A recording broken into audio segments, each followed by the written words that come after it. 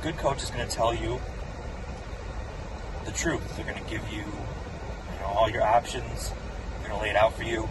They should never force you to do anything that you're not comfortable with, but they should also give you an idea of where your body's at, and then what would be the optimal next step to keep you healthy.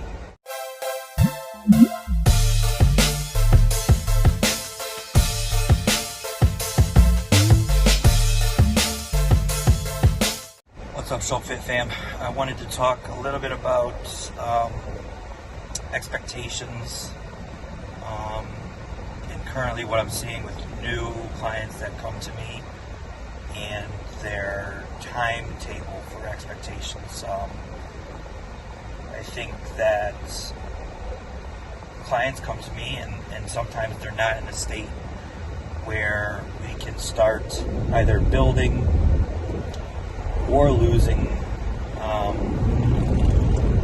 massive amounts of body fat. We're kind of in a stage when I first start with a lot of people where we need to recount, we need to start at a baseline of calories and then determine how your body is going to utilize that baseline and how your body is going to respond. And that can take between 3 weeks and 3 months.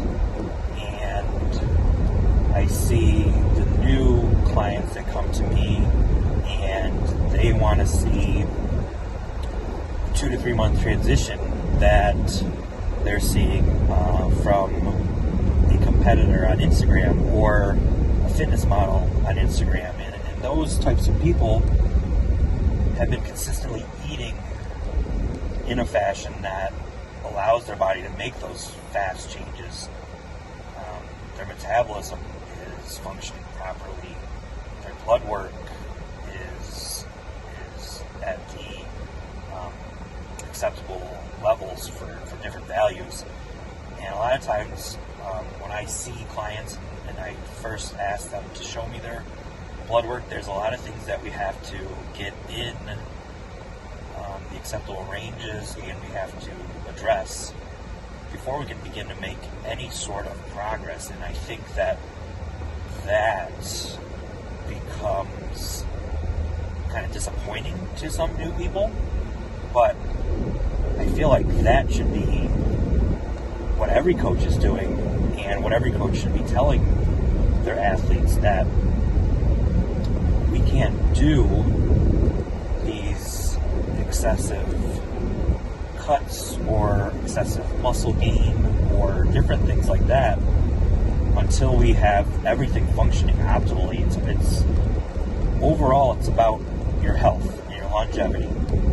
And sure, you can give a client an amazing 2-month turnaround, but at the end of those 2 months, when that client is like, all right, I'm good to go, have you left their health in a place where their metabolism is functioning optimally, their blood work comes back and looks acceptable? Or have you completely crashed everything and left them in a state where, yeah, they look great after 2 months, but they're going to have to fight to keep within that range of conditioning, or it's not realistic to stay that well conditioned and still be healthy?